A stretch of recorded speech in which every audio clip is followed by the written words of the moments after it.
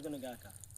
రోమా పత్రిక 8వ అధ్యాయం 31వ వచనంలో అపోస్తులుడైన పౌలు ఈ విధంగా రాస్తున్నారు. దేవుడు మన పక్షమును ఉండగా మనకు విరోధి ఎవడు? దేవుడు మన పక్షాన ఉంటే మనకు విరోధులు ఎవరు?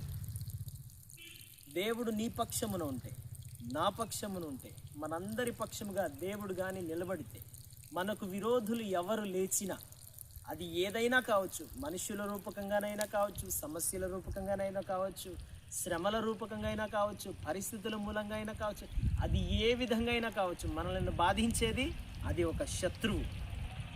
మనలను వేదనకి గురి చేసేది, నెమ్మది లేకుండా చేసేది అది ఒక శత్రువు. అంటే మనకు వ్యతిరేకంగా క్రియ చేసేది ఒక శత్రువు.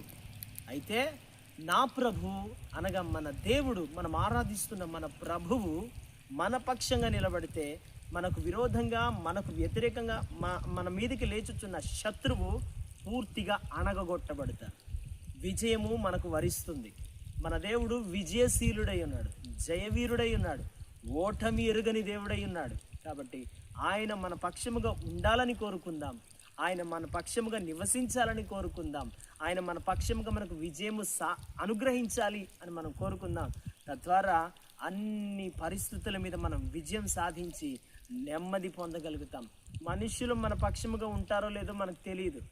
డబ్బు ఒకవేళ మన పక్షంగా ఉన్నది అన్ని కాలాల్లో మనకు సహాయం చేస్తుంది అని చెప్పి గ్యారంటీ లేదు. ఎవరు మనకు ఆధారం కాదు, ఎవరు మన పక్షముగా సదా ఉండరు. దేవుడే మనతో ఉంటారు. ఆయన పేరు ఇమ్మానుయేలు. ఆ ఇమ్మానుయేలు మన పక్షంగా నిలిస్తే ఎన్నడూ మనకు విజయమే. ఆమెన్.